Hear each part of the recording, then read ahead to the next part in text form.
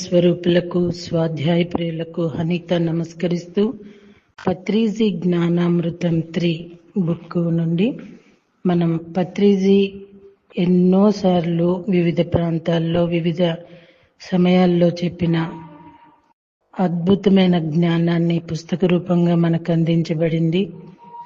మనకి పుస్తక రూపంగా అందించబడటానికి కారణమైన ప్రతి ఒక్కరికి, పత్రిజీకి, ఈ స్వాధ్యాయ యోగానికి మనం ధన్యవాదాలు, కృతజ్ఞతలు చెప్పుకుంటున్నాము. ఫస్ట్ ఆడియో, మాట బంగారంలా ఉండాలి. సరస్వతీదేవి అంటే సంగీతం మనిషి జీవితంలో ముఖ్యమైన భాగం. సంగీతమే కనుక సంగీతం లేని జీవితాలు దరిద్రంగా ఉంటాయి. సంగీతం ఉన్న జీవితాలు మహాభాగ్యంగా ఉంటాయి. జీవితంలో సంగీతం ఉన్న వాళ్ళంతా కూడా సరస్వతీ పుత్రులు కనుక ప్రతి ఒక్కరూ సంగీతం నేర్చుకోవాలి. తమ పిల్లలకు చిన్నతనం నుంచి సంగీతం నేర్పించాలి. సరస్వతీదేవి చేతిలో వీణ ఉన్నట్లు ప్రతి ఒక్కరి చేతిలో ఏదో ఒక సంగీత వాయిద్యం ఉండి తీరాలి. ప్రతి ఒక్కరూ ఎంఎస్ సుబ్బలక్ష్మి గారిలా చక్కగా గొంతెత్తి పాడగలగాలి. ధ్యానం చేసి పార్వతీదేవిలా అయిన వాళ్ళంతా కూడా సంగీతం నేర్చుకుని సరస్వతీదేవిలా కావాలి. సరస్వతీదేవి పటాన్ని ముందు పెట్టుకుని పూజలు చేస్తే సమయం వ్యర్థమవుతుందే తప్ప ఒరిగేది ఏముండదు. కనుక సరస్వతీదేవి పటానికి ముందు పెట్టుకొని ఆమెలో సంగీత సాధన చేయాలి.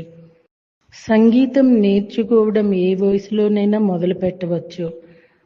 జాన్ హిగ్గిన్స్ అనే ఒకనొక అమెరికా దేశస్థుడు కర్ణాటక సంగీతానికి ఉన్న గొప్పదనాన్ని తెలుసుకొని దానిని నేర్చుకోవటానికి తన 45వ ఏట భారతదేశానికి తరలి వచ్చాడు.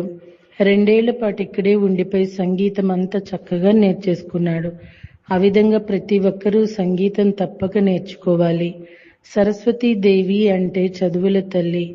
ఆమె చేతిలో ఎప్పుడు పుస్తకం ఉంటుంది.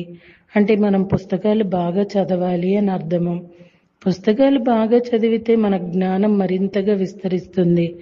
మన జ్ఞానం ఎంతగా విస్తరిస్తే మన నోట్లో నుంచి మాటలు అంతా బాగా వస్తాయి. నోట్లో నుండి ఎప్పుడు బంగారం లాంటి పలుకులు రావాలి. కనుక పలుకే బంగారమాయేనా అంటూ త్యాగరాజస్వామి అన్నారు. అంటే పలుకు బంగారంలా ఉండాలి, బొగ్గులా ఉండకూడదు. నోరు విప్పితే జాగ్రత్తగా విప్పాలి. అన్నింటికీ తగుదునమ్మా అంటూ వడదడ వాక్కూడదు. సితార్ని ఎలా పడితే అలా వాయించేస్తామా? చక్కగా నేర్చుకుని సాధన చేసి శృతి లయ చూసుకొని మరీ వాయిస్తాం. అలాగే నోట్లో నుండి వచ్చే వాక్కులను కూడా ఎంతో ధ్యాన సాధన చేసి కానీ మాట్లాడకూడదు. ధ్యానం చేసి మాట్లాడితే మాటలు బంగారం, ముత్యాలు, మణులు, మరకతాలు వచ్చినట్లు బయటకు వస్తాయి. ఎంఎస్ సుబ్బలక్ష్మి గారు సంగీతం పాడటం కోసం ఎంత బాగా అభ్యాసం చేసేవారో అంత బాగా మనం కూడా మాటను బంగారంలా మాట్లాడటానికి అభ్యాసం చెయ్యాలి. మరొక చాప్టర్ అండి, కూర్చోవటం నేర్చుకోవాలి. ఈ ప్రపంచంలో మనం నేర్చుకోవలసిన అతి ముఖ్యమైన పని కదలకుండా కూర్చోవటం. చేయవలసిన అతి ముఖ్యమైన పని కళ్ళు 2 మూసుకోవటం. ఇవే అన్నిటికన్నా పెద్ద పనులు. జీవితంలో పరిగెత్తడం కాదు, కూర్చోవటం నేర్చుకోవాలి. అక్కడ ఇక్కడ పరిగెత్తటం ఆపి కదలకుండా ఒక చోట స్థిరంగా కూర్చోవాలి. రమణ మహర్షి అరుణాచలం కొండెక్కి కదలకుండా కూర్చున్నాడు. మరి మనకేం పోయే కాలం? మనమెందుకు కనీసం మన ఇంట్లో కూడా కదలకుండా కూర్చోలేకపోతున్నాం? దేనికి మన పరుగు? ఊరికే టైంపాస్ కోసమా? ఎక్కడికి మన ప్రయాణం? ఏమి సాధించాలనే తాపత్రయం? పేరు ప్రఖ్యాతల కోసమా? పదవి వ్యామోహాల కోసమా? డబ్బు సంపదల కోసమా? వీటి కోసమా మన పరుగులు? ఇవే నా జీవితంలో మనం సాధించవలసిన విజయాలు. ఇందుకోసమేనా మనం కష్టపడి జన్మ తీసుకుంది? ఎవరికి చూపించాలి మనం ఈ గొప్పలన్నీ? నిజానికి ఈ ప్రపంచంలో మనం వేటి కోసమైతే పరుగులు తీస్తున్నామో అవన్నీ కూడా ఇక్కడి కాలక్షేపాలు, మరిక్కడి టైంపాస్ బఠానీళ్ళు. వీటి వెనుక పరుగులు తీస్తూ మన అమూల్యమైన జన్మను వ్యర్థం చేసుకోవటం కేవలం మన మూర్ఖత్వం. ఇక్కడ మనం జన్మ తీసుకున్నది ధ్యానంలో మన కాలాన్ని వినియోగం చేయడం కోసం. హఠయోగాలు, విచిత్ర విన్యాసాలు మానేసి శరీరాన్ని కులాసాగా ఉంచుతూ విశ్రాంతిగా కూర్చొని ధ్యానం చేయటం కోసం, మన వైపు మనం పరుగు తీసి మనలోని దైవత్వాన్ని మేల్కొల్పుకోవటం కోసం, మరి మనల్ని మనము భగవంతులుగా గుర్తుంచుకోవటం కోసం. ధ్యానం తెలియని వాళ్ళు గుళ్ళు గోపురాలు చుట్టూ పరుగులు తీస్తూ అక్కడ విగ్రహాల్లోనే భగవంతుడు ఉన్నాడు అనుకొని భ్రమపడుతుంటారు. దేవుడెక్కడా అని దేవుళ్ళాడుతూ మేమే దేవుళ్ళమన్న సంగతిని మర్చిపోతుంటారు. కాబట్టి బాహ్య ప్రపంచం వైపు పరుగులు తక్షణం ఆపేయాలి. స్థిరంగా స్వీయ గృహంలోనే కూర్చోవాలి. మనం ఏ కాశీకి వెళ్ళం, ఏ హిమాలయాలకు వెళ్ళం. మన ఇంట్లోనే మనం హాయిగా కళ్ళు మూసుకొని కూర్చుంటాం. 2500 సంవత్సరాల క్రితం మనం గౌతమ బుద్ధుడి దగ్గర స్వయంగా నేర్చుకున్నది ఇదే. ఇది నేర్చుకున్న వాళ్ళెవ్వరికీ ఇక మళ్ళీ ఈ భూమి మీద పుట్టవలసిన అవసరం లేదు. స్కూల్ చదువులు అయ్యాక పై చదువుల కోసం కాలేజీకి వెళ్ళిపోయినట్లు వాళ్ళ పనంతా ఇక ఇతర ఉన్నత లోకాల్లోనే ఉంటుంది. స్వర్గలోకాన్ని అనుభవించేశాక పుణ్యం క్షీణించినప్పుడు మళ్ళీ ఇంకేదో తెలుసుకోవాలి అన్న కోరికతో మనుష్య లోకానికి వచ్చి పుడతాం. ఇక్కడ కూడా కోరికలతో అటు ఇటు పరుగులు పెడుతూ కాలక్షేపం చేస్తాం. మనలోని దైవత్వాన్ని మరిచిపోయి దుఃఖంతో బాధపడుతూ ఉంటాం. ఎప్పుడైతే ధ్యానంలోకి వచ్చి కదలకుండా స్థిరంగా కూర్చోటం నేర్చుకుంటామో అప్పుడు ఇక మన దుఃఖం మటుమాయమవుతుంది, మన ఏడుపు గల్లంతవుతుంది. త్రయీ ధర్మాన్ని అనుసరించి మన శరీరాన్ని, మనసుని మరి ఆత్మను ఆవరించి ఉన్న కోరికలన్నీ ఒక్కొక్కటిగా ధ్యానంలో చక్కగా తీర్చుకుంటాం. అలా కోరికలు తీరిన వెంటనే మనం హాయిగా ఈ లోకాన్ని వదిలేసి ఇంకా ఉన్నతమైన జ్ఞానాన్ని నేర్చుకోవటానికి పైలోకాలకి వెళతాము. మరొక కాన్సెప్ట్ అండి, మన అంతరాత్మే మన గురువు అంటూ చెప్తున్నారు పత్రిజీ. జీవితంలో మనకు ఎదురయ్యే ప్రతి ఒక్క సమస్యకు కూడా తగిన పరిష్కారం తప్పకుండా ఉంటుంది.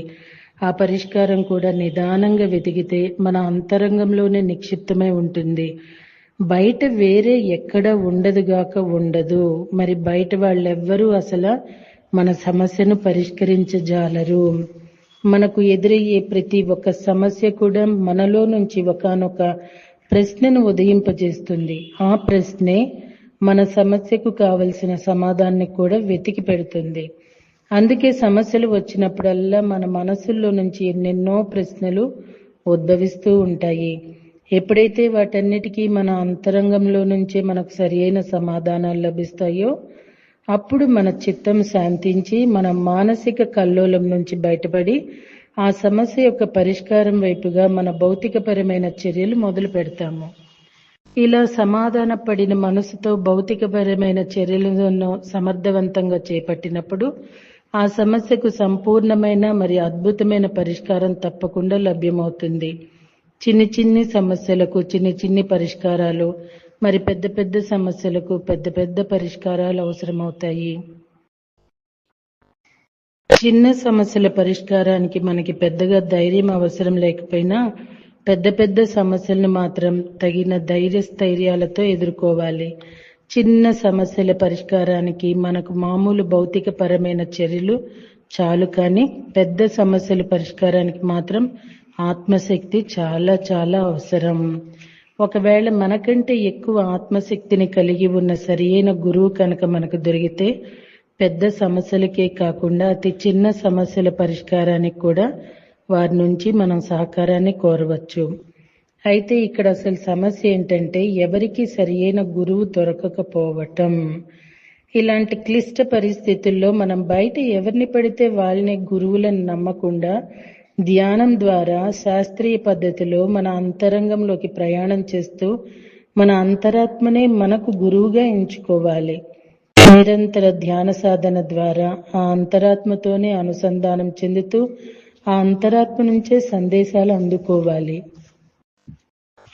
ఒకవేళ అదృష్టం బాగుండి మన అంతరాత్మకు ప్రతిరూపమైన గురువు కనుక బాహ్య ప్రపంచంలో లభిస్తే ఇక మనకు మన అంతరాత్మతో ఎక్కువగా పని లేదు.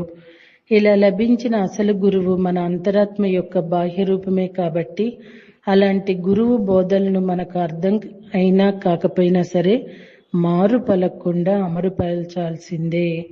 ఎందుకంటే గురువు ముఖతః వచ్చేవన్నీ మన అంతరాత్మ ప్రబోధాలే. కనుక ఇలాంటి గురువు బోధనలు మనకు, మన సత్వర జ్ఞానోదయానికి, మన సత్వర సమాధానాలకు, మరి మన సత్వర పరిష్కారాలకు దగ్గరి దారిగా నిలుస్తాయి. ధ్యానం మనలో ఉన్న ఆత్మశక్తిని పెంచి మనకు సమస్యలను ఎదుర్కోగలిగే సామర్థ్యాన్ని, మరి బుద్ధి కుశలతతో మన సమస్యలను సావధానంగా ఎదుర్కోగలిగే స్థిర చిత్తాన్ని ఇస్తుంది. తద్వారా మనం మనకు అందుబాటులో ఉన్న భౌతికపరమైన వనరులతో పాటుగా మన ఆత్మకు ఉన్నటువంటి అనంత శక్తులను కూడా కూడగలుపుకొని సమస్యను మరింత సమర్థవంతంగా ఎదుర్కోగలుగుతాము. అప్పుడు గెలుపు ఓటముల సంగతి పక్కకు పెడితే అసలు సమస్య పట్ల మనకు ఏ మేరకు అవగాహన సాధించామన్న దాని మీదే ఫలితం పొందుతూ ఉంటాము. ఇక్కడ తెలుసుకోవలసిన పరమసత్యం ఏమిటంటే, ఏ గురువు కూడా వేరే ఎవరి సమస్యను తన భుజాన వేసుకోడు. కాకపోతే ఆ సమస్యల పట్ల శాస్త్రీయ దృక్పథాన్ని ఏర్పరుస్తాడు, మరి కావలసిన ధైర్యం చెప్తాడు. సమస్యలు మాత్రం ఎవరికి వారే పరిష్కరించుకోవాలి.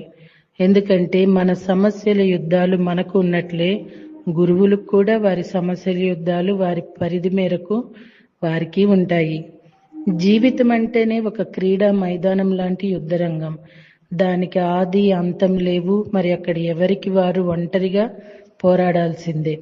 ఆత్మజ్ఞానం లేని వాళ్ళకు జీవితం అంటే ఒక దుర్భరమైన బీభత్సమైన యుద్ధంలా కనిపిస్తే, అదే జీవితం ఒకానొక ఆత్మజ్ఞానికి తన ఆత్మోన్నతి కోసం ఆడే ఒక మహాక్రీడలా అనిపిస్తుంది. ఎప్పుడైతే మనం పూర్తిగా ప్రాపంచికంలో పడిపోయి ఆత్మజ్ఞానం లోపంతో కూడి జీవితం అన్నది ఒక ఆట మాత్రమే అన్న సంగతి మర్చిపోతామో, ఇకప్పుడు మనకు ఎదురయ్యే సమస్యలు మరి సవాళ్లు మనకంటే పెద్దవిగా మారి భూతాల్లా మనల్ని భయపెడతాయి. అదే మనం సరియైన ఆధ్యాత్మిక బాటలో పయనిస్తూ ఆత్మజ్ఞాన ప్రకాశకుల్లా వారి సమస్యల పట్ల సరియైన అవగాహనతో మెలిగితే, ఇక సమస్యలన్నీ మనకంటే చిన్న చిన్నగా మారిపోయి మరి వాటి పరిష్కారాలు మనకు సులభతరం అయిపోతాయి.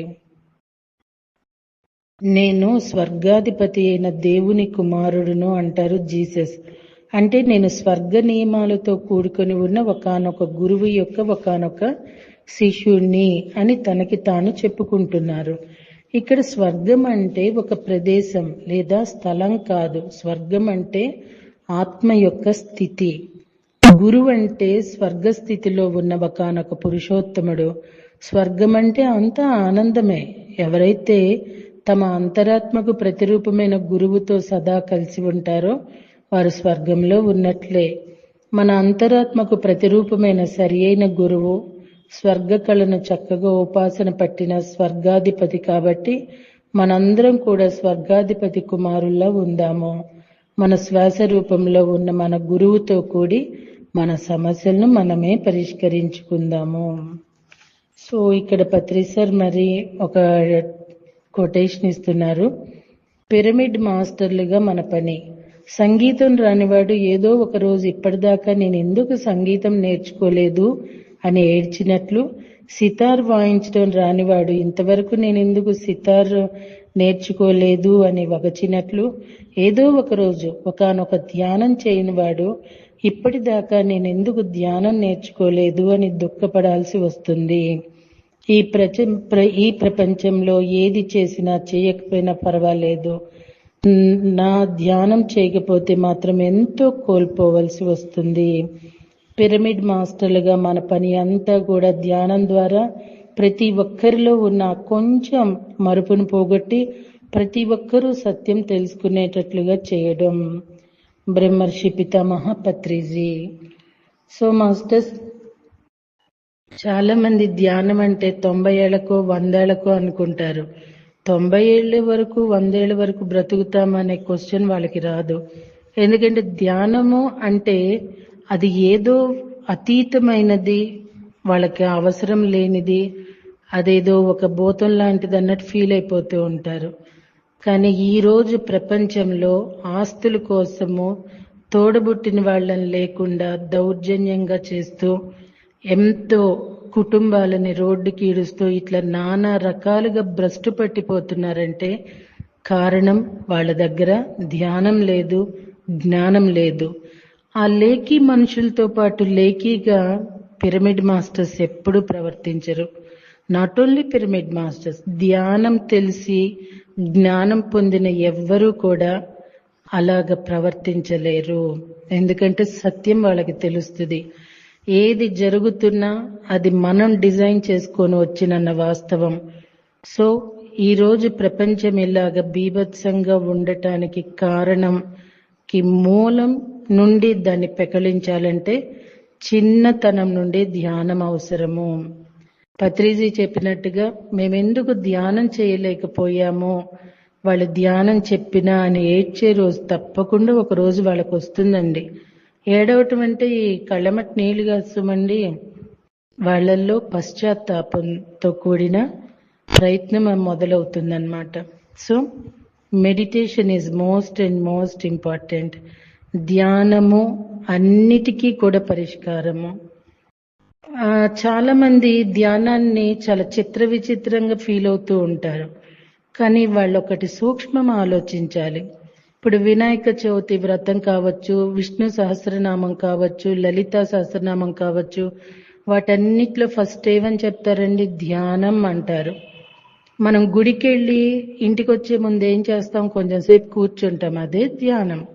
మెడిటేషన్ అంటే ఏదో విపరీతంగా వెళ్ళిపోయేది కూడా కాదు. మెడిటేషన్ అంటే హ్యాపీగా ఈజీగా మన ఈ సంసార జీవితంలోనే ఉంటూ అన్నీ చక్కబెట్టుకుంటూ అన్నీ హ్యాపీగా ఫేస్ చేస్తూ చేసేదే మెడిటేషన్. అదే pyramid meditation. I'm right masters? రేపు దుఃఖం అన్నది అజ్ఞానానికి సూచిక అన్న చాప్టర్ స్టార్ట్ చేసుకుందామా? Thank you.